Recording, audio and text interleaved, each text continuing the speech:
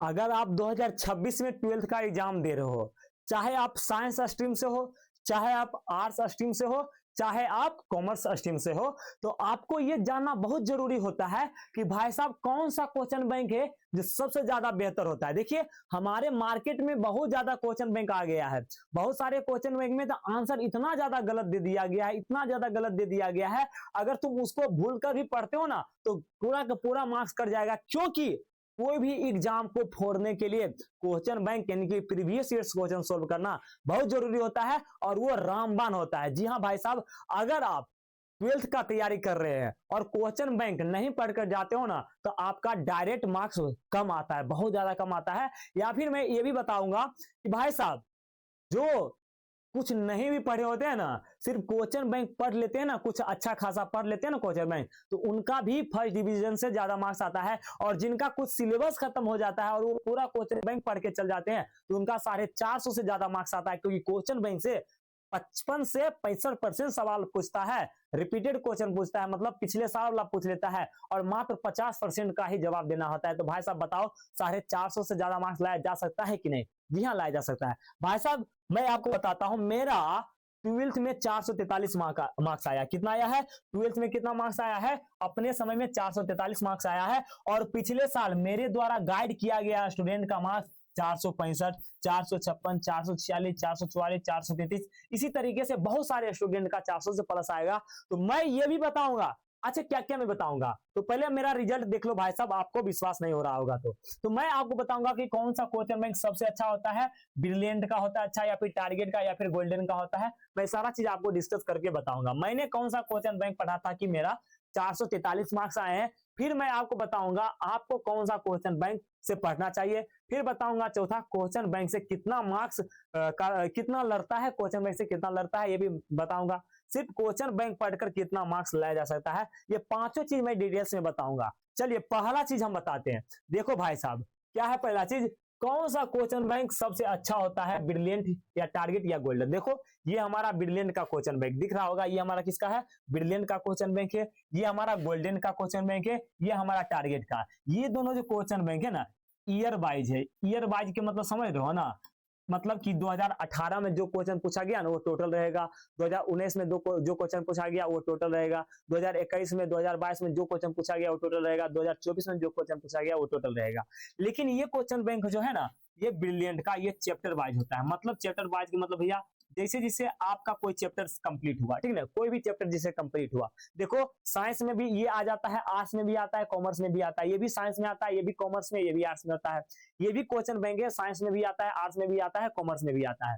तो भाई साहब चैप्टर वाइज ये होता है, ये दोनों क्या होता है? ईयर वाइज होता है। लेकिन अब आप बोलोगे कि भैया इनमें से सबसे अच्छा क्वेश्चन बैंक कौन है, तो भाई साहब हर चीज का पढ़ने का एक सही समय होता है। तो ये चैप्टर वाइज जो क्वेश्चन बैंक है ना इसका पढ़ने का अलग समय होता है, ये जो ईयर वाइज क्वेश्चन बैंक है ना इसका पढ़ने का अलग समय होता है। लेकिन इस दोनों तो ये दोनों क्वेश्चन बैंक जो है ये तो दोनों ईयर वाइज है, तो इन दोनों में से कौन लेंगे तो वो भी मैं बताऊंगा। पहले मैं चलता हूं ब्रिलियंट, सबसे अच्छा सबसे बेस्ट जो क्वेश्चन बैंक होता है ना वो हमारा ब्रिलियंट का क्वेश्चन बैंक होता है, जो कि हमारा क्या होता है? चैप्टर वाइज होता है।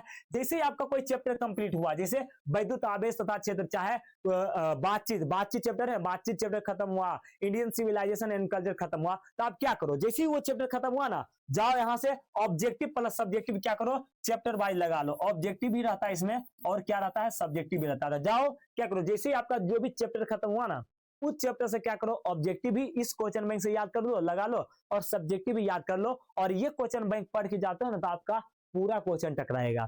अब भैया साहब तो ये क्वेश्चन बैंक कब पढ़ते हैं? जब आपका सिलेबस चल रहा होता है ना, सिलेबस का मतलब जब आपका सिलेबस पढ़ाया जा रहा होता है ना, जब आपका सिलेबस पढ़ाया जा रहा होता है उस समय पर ये क्वेश्चन बैंक आपको आपके पास होना चाहिए। जब आपका सिलेबस पढ़ाया जाता है ना, जैसे चैप्टर वाइज पढ़ाया जा रहा हो ना, उस समय पर ये क्वेश्चन बैंक होना चाहिए। मतलब अभी के समय में आपके पास ये क्वेश्चन बैंक होना चाहिए। जैसे ही आपका कोई भी चैप्टर कंप्लीट हुआ भाई साहब इस क्वेश्चन बैंक से क्वेश्चन लगा लेना, क्योंकि 55 से 65% सवाल लड़ता है, 450 से भी ज्यादा मार्क्स आएगा ये क्वेश्चन बैंक पढ़ के।